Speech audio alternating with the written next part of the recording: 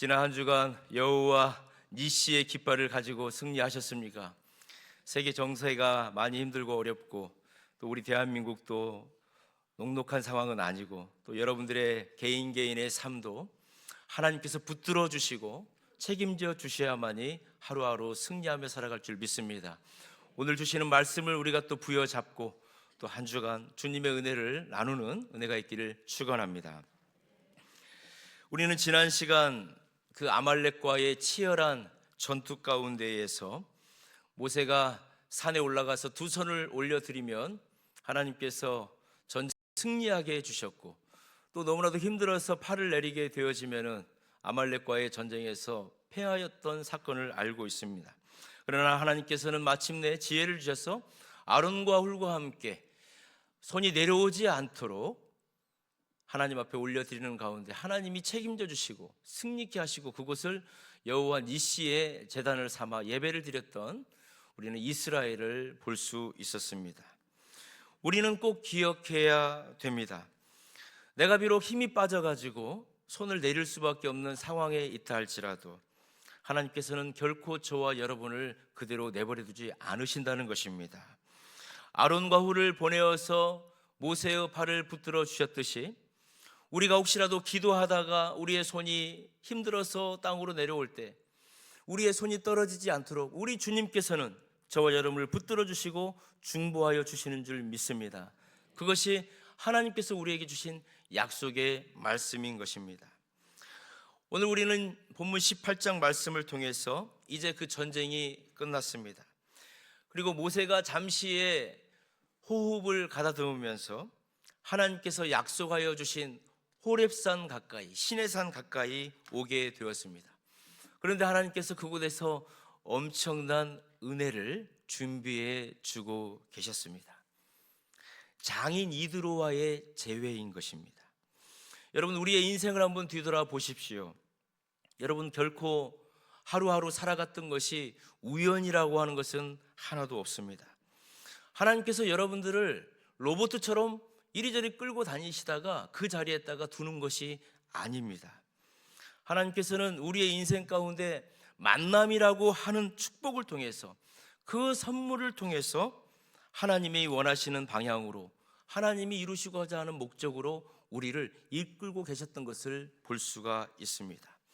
성경의 수많은 사람들을 한번 살펴보십시오. 얼마나 아름다운 만남이 있었습니까? 그들과의 만남을 통해서 하나님이 얼마나 큰 축복을 주셨습니까? 그것이 결코 그것은 우연이 아닌 것입니다. 아브라함과 멜기세덱의 만남을 한번 보십시오. 아브라함이 자기 조카 찾아가지고 왔을 때에 이 멜기세덱이라고 하는 사람이 힘들고 지쳐있는 이 아브라함에게 먹을 것을 주잖아요. 그랬을 때에 이 아브라함은 그 멜기세덱이 살렘의 왕, 평강의 왕이라는 것을 알고 그에게 자기가 가지고 왔던 10분의 1을 드리면서 제사장인 것을 고백하게 되어집니다. 또 여러분, 다윗과 요나단의 관계를 한번 보십시오. 하나님께서도 힘들고 어려운 상황 가운데 그 귀한 만남들을 허락하여 주셔서 고통스럽고 죽을 위기를 하나하나 극복하게 가게 하시고 하나님의 뜻을 이루시게 했던 그 귀한 만남들을 우리는 볼 수가 있습니다. 오늘 그 복된 만남의 진수가 나오고 있는데 사위와 장인의 만남입니다. 이 만남은 혈연의 관계를 넘어서 신령한 가족의 관계가 어떻게 만들어져야 되는 것을 우리에게 보여주고 있습니다. 우리 본문 3절과 4절을 보면은 모세에게는 두 아들이 있었다라고 하는 것을 알 수가 있습니다.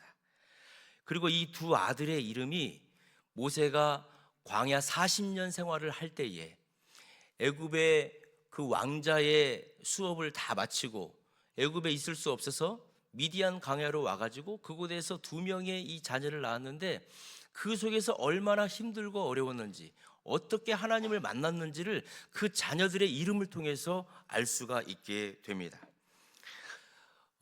이 모세에게 두 명의 아들이 있었는데 첫 번째 아들의 이름이 게르솜입니다. 게르솜. 이 게르솜이라고 하는 뜻이 있는데 이 게르, 나그네라고 하는 뜻과 이 샴, 그곳이라고 하는 의미가 합쳐진 것입니다. 다시 말해서 내가 타국에서 나그네가 되었다라고 하는 뜻이 이 모세의 큰아들 게르솜의 이름의 뜻인 것입니다. 얼마나 이 모세가 힘들고 어렵고 처참했는지 이 큰아들 게르솜의 이름을 통해서 알 수가 있습니다. 모세가 애굽의 왕자 아니었습니까? 왕자 수업을 다 받았습니다. 가만히 있었더라면 애굽의 바로가 될 수도 있는 사람이었는데 그만 자기 동족 힘들고 어려운 상황 가운데서 그걸 좀 지켜주려다가 뜻하지 않는 살인을 하게 되었고 미디안 광야로 도망칠 수밖에 없었습니다. 그 낯선 미디안 광야에서 하루 종일 양을 치고 똥을 치고 무서운 맹수들과 싸워야 되는 그 삶, 그것도 어떻게 보면 처가살이 아닙니까? 얼마나 이 모세의 입장에서는 팍팍한 세월을 살아야 되겠습니까? 나는 애굽의 왕자 수업을 받은 사람인데 아무도 없는 이 미디안 광야에서 황량한 바람 맞아가면서 양똥 냄새 맡아가면서 그것도 처가살이 하면서 내 것은 하나도 없는데 그러한 삶을 살아가는 가운데에 아들을 하나 낳은 거죠. 그래서 그 아들의 이름을 내가 이방 나라에서 계기되었다라고 하는 게르솜이라고 하는 이름을 지어 놓은 것입니다. 나는 여기서는 이방인일 뿐이야. 내 고향도 없어. 내 집도 없어. 그 원망과 그 상실의 마음이 큰아들 게르솜에게 그대로 갔던 것입니다. 그런데 시간이 흘렀습니다. 어느 정도 시간이 흘렀어요. 둘째 아들을 낳았습니다. 둘째 아들의 이름이 무엇입니까? 엘리에셀입니다. 둘째 아들의 이름은 엘리에셀이에요. 그런데 이 엘리에셀은 게르솜하고 완전히 다른 이름의 뜻을 가지고 있습니다. 엘이라고 하는 나의 하나님, 그리고 에셀, 에제르라고도 하는데 나의 하나님이 바로의 칼날에서 나를 구원하여 주셨다라고 하는 뜻으로 둘째 아들 엘리에셀의 이름을 지어 놓은 것입니다. 첫 번째 게르솜의 이름을 지을 때하고는 완전히 상황이 달라졌다는 것을 알 수 있습니다. 게르솜을 이름을 지을 때는 그때는 이방의 계기였어요. 아무도 나를 도와주는 사람도 없었어요. 슬프고 고통뿐이었어요. 그런데 어느 시점에 이 모세가 하나님을 만난 것입니다. 인격적으로 하나님을 만난 거예요. 아, 내가 지금 이 미디안 광야에 있는 거 우연이 아니었구나. 내가 이방인의 그 나그네가 아니었구나. 하나님이 나와 함께하여 주셨고 하나님이 그 바로의 시퍼런 칼날을 피해서 나를 살려주시기 위해서 지금 이곳으로 보내주셨구나. 하나님의 은혜가 너무나 크시다라고 하는 것을 이 모세가 깨닫게 된 겁니다. 그래서 그 둘째의 아들을 엘리에셀이라고 하는 이름을 짓게 된 것입니다. 시편 121편을 보면 이 모세의 고백이 맞닿고 있는 것을 볼 수가 있는데 시편 121편 2절 말씀을 보면 나의 도움은 천지를 지으신 여호와에게서로다 라고 하면서 나의 도움, 엘리에셀의 에셀, 에제르, 그 도움이라고 하는 이 단어가 여기에서도 나오고 있습니다. 모세는 깨닫고 있는 것입니다. 아, 이제는 내 능력으로 살아가는 것이 아니구나. 하나님의 도움이 없어는 내가 하루도 살아갈 수 없구나 라고 하는 그 존재로 바뀌어져 있다라고 하는 것을 볼 수가 있습니다. 사랑하는 성도 여러분, 혹시 여러분이 지금 게르솜과 같은 상황 가운데 계십니까? 야, 내가 인생의 나그네처럼 내가 누구에게 마음도 못 주고 내가 하는 모든 일들이 힘들고 어렵고 내 것은 하나도 없고 오늘 또 이렇게 냄새나는 곳에서 내가 있어야 되는가? 혹시 그런 게르솜과 같은 마음으로 계시는 성도가 있습니까? 그러나 하나님께서는 저와 여러분을 게르솜의 상황으로 두지 아니하시고 반드시 엘리에셀로 이끌어 주실 줄을 믿습니다. 하나님이 나를 도와주셨다. 하나님이 나와 함께해 주셨다. 우리의 그 고통의 과거는 하나님의 은혜를 설명하기 위한 배경으로 하나님께서는 바꾸어 주실 줄을 믿습니다. 오늘 본문에 우리가 놓치지 말아야 될 것이 있습니다. 이런 상황 가운데에 모세는 자기의 일들을 이제 감당한 거예요. 하나님께서 모세에게 명령하셨던 일들을 하나하나 그대로 순종을 한 것입니다. 그 가운데 이제 장인이 이드로 장인 이드로가 모세를 찾아온 것입니다. 여기서 우리는 참 궁금증이 하나 생깁니다. 분명히 미디안 광야에 있을 때 하나님께서 모세에게 명령을 주실 때에 이 모세가 바로를 만나기 위해서 갔어요. 그 바로를 만나기 위해서 갈 때 자기 아내 십보라와 두 아들을 데리고 갔는데 왜 오늘 본문에서는 장인이 그 자기의 딸 십보라와 손주들을 데리고 왔을까라고 하는 궁금증을 가질 수가 있습니다. 그렇습니다. 우리가 출애굽기 4장을 보면 피난편 사건이 있습니다. 이 모세가 자기 가족들을 데리고 하나님의 명령을 이행하기 위해서 이제 바로를 만나러 가는 도중에 모세가 자기의 자녀들에게 할례를 시키지 않았잖아요. 반드시 이 모세는 자기뿐만이 아니라 자기의 자녀들에게 할례를 시키는 유대인으로서 하나님 나라의 백성으로서의 사명을 감당했어야 되는데 이방 땅에 살다 보니까 이방 문화에 적셔 있다 보니까 자기의 자녀들에게 할례를 통해서 하나님의 율례와 법도를 가르쳐 줬어야 되는데 그것을 감당하지 않은 것이죠. 그것을 감당하지 않고 애굽에 가가지고 하나님의 명령을 수행한다라고 하는 것은 하나님 뜻에서는 맞지 않는 거였습니다. 그때 십보라가 알았습니다. 이방 여인이잖아요, 십보라도. 그런데 이 십보라는 왜 하나님께서 모세에게 화를 내고 계시고 모세를 죽이려고 하는지 그 이유를 안 거예요. 그래서 돌을 가져다가 할례 받지 않은 그 자기 아들들을 할례를 시키잖아요. 그래서 그 할례의 표피를 모세의 발 앞에 놓으면서 하나님께, 하나님 이게 피난편입니다, 하나님 살려주십시오. 하나님의 명령을 하기 위해서는 이 가정 안에서 하나님의 말씀을 준행해야 된다라고 하는 것을 이 사건을 통해서 하나님 용서하여 주시고 이 모세가 새로운 생명을 얻은 존재임을 하나님 기억하여 주시옵소서. 그 피난편 사건을 우리는 알고 있습니다. 그 이후에 이 모세는 그 가족들을 애굽으로 데리고 가는 것이 아니라 이제 그들을 다시 가나안 미디안 땅 자기 장인이 있는 곳으로 돌려보내고 이제 모세는 하나님께서 허락하신, 하나님이 명령하신 그 출애굽의 사명을 감당했다라고 하는 것을 우리는 알 수가 있습니다. 이렇게 해서 한 8개월에서 10개월 이렇게 다시 헤어져 있는 시간들을 우리가 계수를 해보면 약 8개월에서 10개월 정도의 시간을 이 십보라와 두 아들들은 다시 미디안으로 돌아가게 된 것이고, 그 8개월에서 10개월의 사건 시간 동안 모세는 하나님의 일을 잘 감당하다가 다시 시내산에 오게 된 거죠. 이 소식을 누가 들었습니까? 장인 이드로가 들은 겁니다.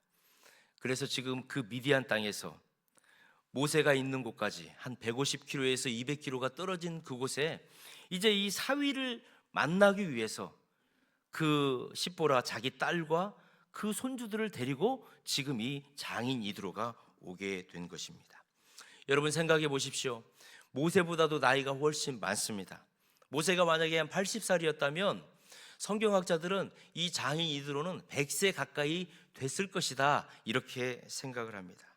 그 100세 가까운 그 노인께서 자기 딸을 데리고 손주들을 데리고 지금 그 황량한 벌판을 걸어가지고 10여일 이상 15일 정도의 시간을 걸어가지고 지금 온 것입니다.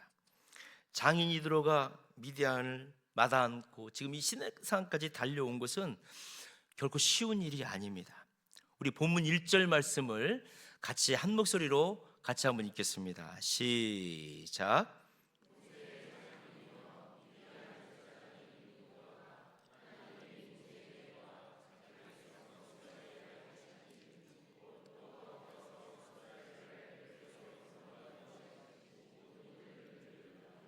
아멘. 하나님이 모세와 그 백성 이스라엘에게 하신 일들을 이제 이드로가 들은 겁니다.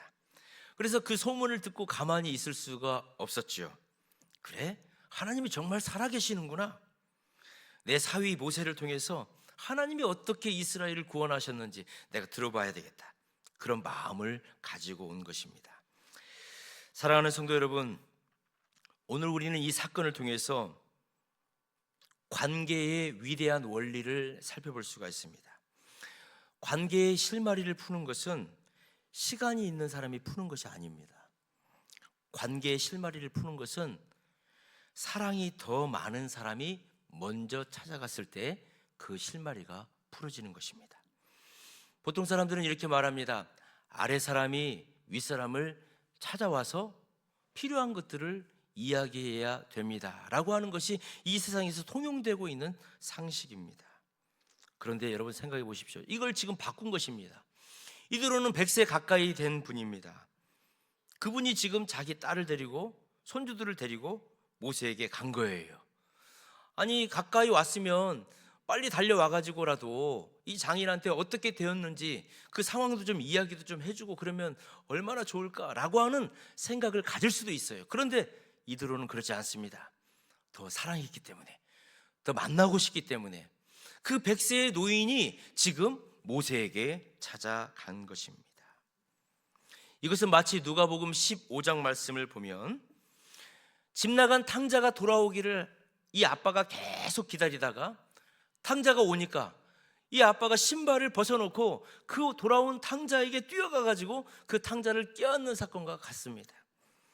마치 죄인 되어서 죽을 수밖에 없는 우리를 위해서 하나님 아버지께서 독생자 예수 그리스도를 이 땅에 보내어주신 성육신의 사건과 같은 것입니다. 하나님이 저와 여러분을 구원해 주시기 위해서 우리 예수님 독생자를 이 땅에 보내어주시는 거예요. 그 사랑이 더 크시기 때문에 우리 주님을 먼저 이 땅에 보내어주신 것입니다. 사랑은 언제나 먼저 움직이는 쪽의 것입니다. 여러분 관계 속에서 혹시라도 어떤 매듭이 있으십니까? 왜 그 사람이 나에게 먼저 와서 화해를 요청해야 되고 그 사람이 나에게 미안합니다, 죄송합니다, 용서해 주세요 그런 얘기를 해줘야 되는데 왜 안 하고 있지라고 혹시 생각하고 계십니까?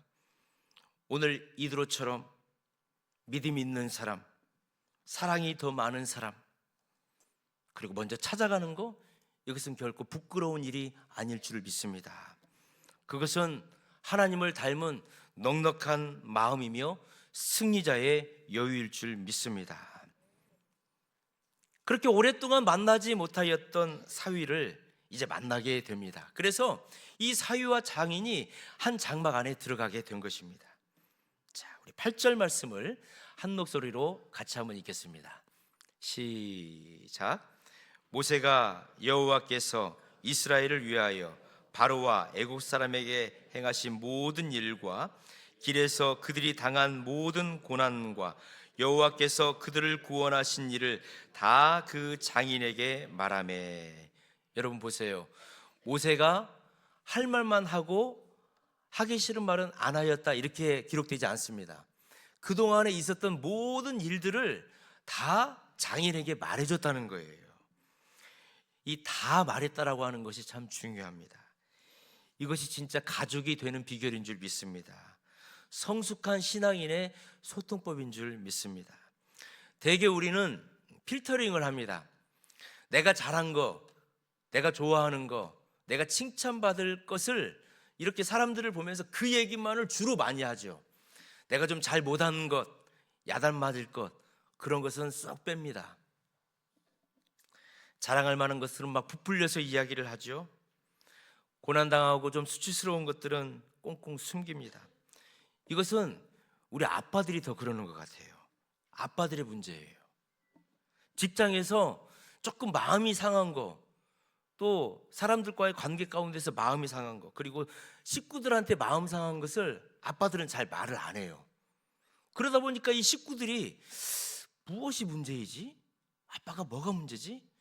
서로 말을 안 타 보니까 이제 눈으로만 말을 해요. 그 눈으로 말하는 것은 데이트할 때만 해야 되는데 말은 안 하고 이제 눈으로만 얘기하다 보니까 무슨 오해들이 막 머릿속에서 생기는 것이죠. 아버지의 입장에서는 그러죠. 내가 이거 말한다고 한들 이해할 수 있을까? 애들이 이걸 차라리 모르는 게 낫지. 이거 말하면 아내가 걱정하겠지.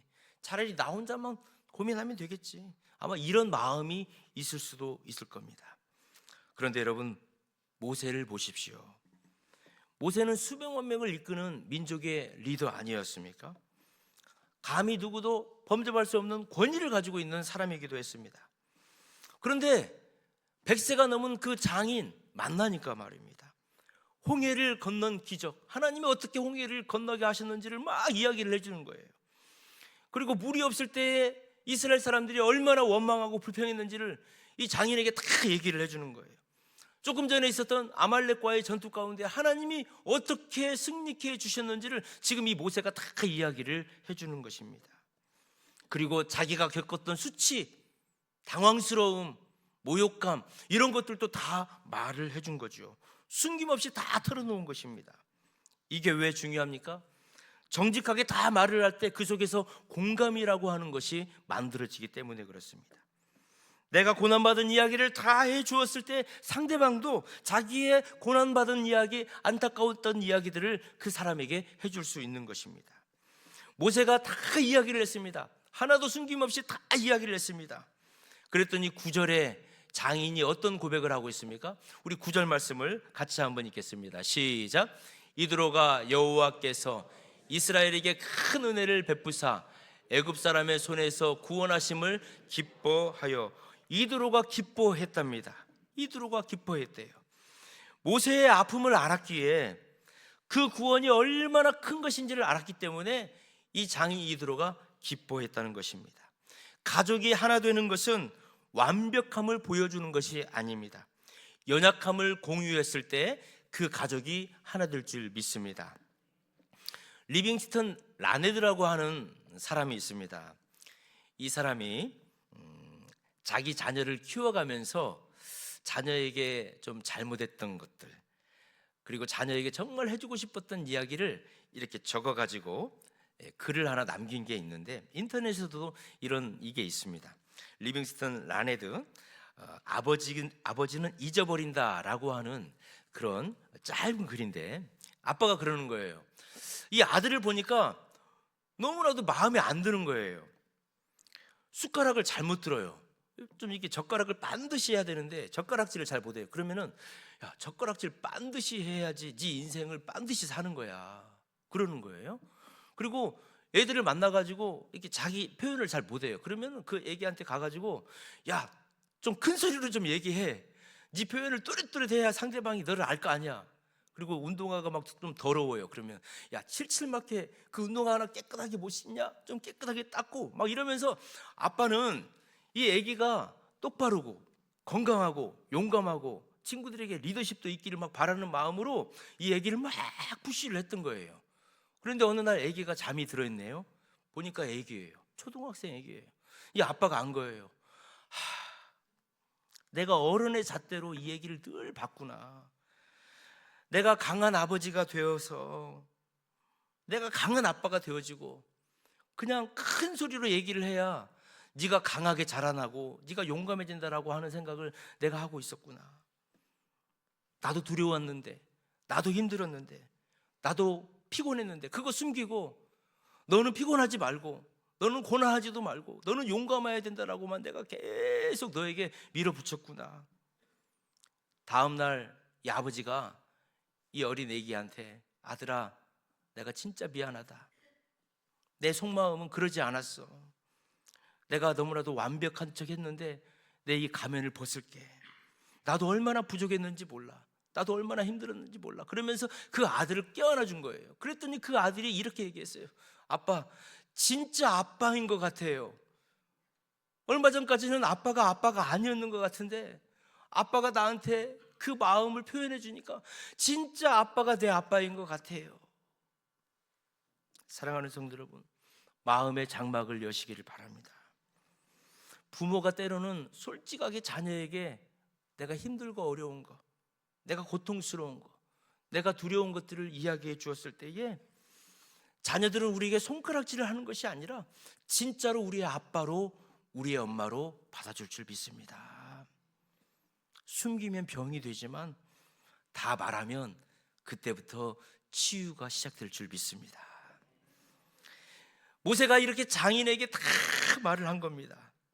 그러니까 이 장인 이드로의 반응을 보십시오. 10절과 11절을 보면은 이드로가 하나님을 찬양을 하고 있습니다. 너희를 이 애굽 사람의 손에서 구원하여 주신 그 하나님은 위대하시다라고 이 이드로가 찬양을 하는 거예요. 그리고 이드로가 고백을 해요. 내가 이제 알았다. 여호와는 모든 신보다 크다. 이스라엘에게 교만하게 하셨던 그들을 다 이기게 하셨다. 여러분, 이드로가 누굽니까? 이방 미디안의 제사장이에요. 이 이드로는 하나님 모르는 사람이에요. 이방인의 제사장이라니까요, 이 이드로가. 그런데 그 이드로가 비로소 모세를 통해서 모세에게 이루어 주신 하나님의 원대하신 역사와 이스라엘을 구원하여 주신 그 모든 사건을 다 듣고 나서 비로소 이드로가 회심을 한 거예요. 미디안의 제사장이었던, 이방인을 섬겼던 그 이드로가 하나님을 찬양하는 거예요. 그리고 하나님 앞에 제사를 드리고 있는 이드로를 볼 수가 있습니다. 이제 내가 알았다는 거예요. 이 고백은 단순한 지식의 동의가 아닌 것입니다. 자기가 평생 섬겨왔던 이방인들을 이제 버려버리는 거예요. 오직 하나님만이 참 신이시다라고 하는 것을 이드로의 마음으로, 입으로 고백하고 있는 사건이 오늘 우리에게 보여주고 있는 것입니다. 회심의 선언인 것입니다. 이드로는 모세와 피도 하나도 섞인 사람이 아니에요. 실은 장인과 사유의 관계일 뿐인 거죠. 그런데 이제 어떻게 됐습니까? 신앙을 공유하게 된 거예요. 하나님을 함께 찬양할 수 있게 된 거예요. 하나님이 어떤 분이신지를 함께 예배할 수 있게 된 것입니다. 혈연을 넘어서 영적으로 신령한 가족으로 이 사건을 통해서 만들어 준 것입니다. 사랑하는 성도 여러분, 12절을 보십시오. 우리 12절 말씀을 한 목소리로 같이 한번 읽겠습니다. 시작. 모세의 장이 이드로가 번제물과 희생제물들을 하나님께 가져오매 아론과 이스라엘 모든 장로가 와서 모세의 장인과 함께 하나님 앞에서 떡을 먹으니라. 아멘. 생각해 보세요.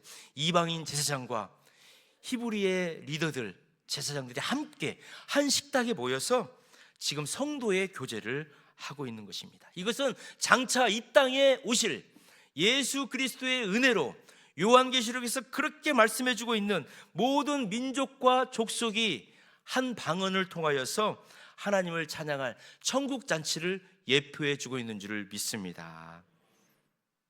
바울 사도는 로마서 15장 16절에서 이 사건을 이렇게 고백하고 있습니다. 하나님께서 이 은혜를 내게 주신 것은 나로 하여금 이방 사람에게 보내심을 받은 그리스도 예수의 일꾼이 되게 하여 하나님의 복음을 전하는 제사장의 직무를 수행하게 하시려는 것입니다. 그리하여 이방 사람들로 하여금 성령으로 거룩하게 되게 하여 하나님께서 기쁨으로 받으시는 제물이 되게 하시려는 것입니다. 사랑하는 성도 여러분, 말씀을 정리합니다. 오늘 우리는 진정한 가족이 어떻게 되는지를 보게 되었습니다. 그리고 하나님의 나라는 어떻게 확장되어지는지를 볼 수 있게 되었습니다. 먼저 찾아가는 여러분이 되시기를 주님의 이름으로 축원합니다. 사랑이 더 많은 사람이, 믿음이 더 큰 사람이 찾아가는 것입니다. 사유가 먼저 와야지 이러한 생각하는 것이 아닙니다. 내가 먼저 가서 손을 내밀어야지. 그것이 깨어진 관계를 하나 되게 하는 주님의 도구가 될 줄 믿습니다. 다 말하십시오. 완벽하게 척하는 그 가면을 우리가 벗는 것입니다. 정직하게 고백하는 것입니다. 관계의 담을 허무는 것입니다. 실은 저도 힘들었습니다. 저도 무서웠습니다. 이렇게 말할 때 상대방도 그것을 듣고 함께 공감하며 자신의 이야기를 하게 될 것입니다. 숨기면 독이 되지만 다 말하면 약이 되는 것입니다. 이웃을 예배자로 섬기십시오. 여러분의 식탁에 믿지 않는 사람들을 초청하십시오. 여러분이 복음을 전하고 싶어 했던 사람들을 여러분의 가정의 식탁으로 초청하십시오. 그래서 하나님께서 나를 여기까지 인도해 주신 것과 하나님이 어떤 분이신지를 여러분의 삶의 간증을 나누십시오. 그랬을 때 그곳이 하나님의 복음이 전해지는 은혜의 장소가 될 것입니다. 오늘 모세와 이드로의 이 아름다운 식탁이 오늘 예배를 드리는 우리 성도들의 식탁이 되기를 원합니다. 우리 모두에게 혈연을 넘어서 신령한 가족이 되어지는 그 영적 축복을 경험하고 그 은혜의 삶을 살아가는 저와 여러분 되시기를 주님의 이름으로 축원합니다. 오늘 주신 말씀을 붙들고 우리 함께 기도하기를 원하는데, 하나님, 게르솜처럼 혹시라도 내가 이 땅의 나그네처럼 방황하고 주저하고 있다면 나를 엘리에셀의 삶으로 변화시켜 주시는 하나님을 바라보게 하시고 그 하나님을 송축하게 하여 주시옵소서. 관계의 회복과 소통을 허락하여 주시옵시고 복음의 제사장으로 사명을 감당하는 나의 인생이 되게 해달라고 주신 말씀을 붙들고 주님의 이름을 한번 부르고 기도하겠습니다. 주여, 살아계신 하나님 아버지, 인생의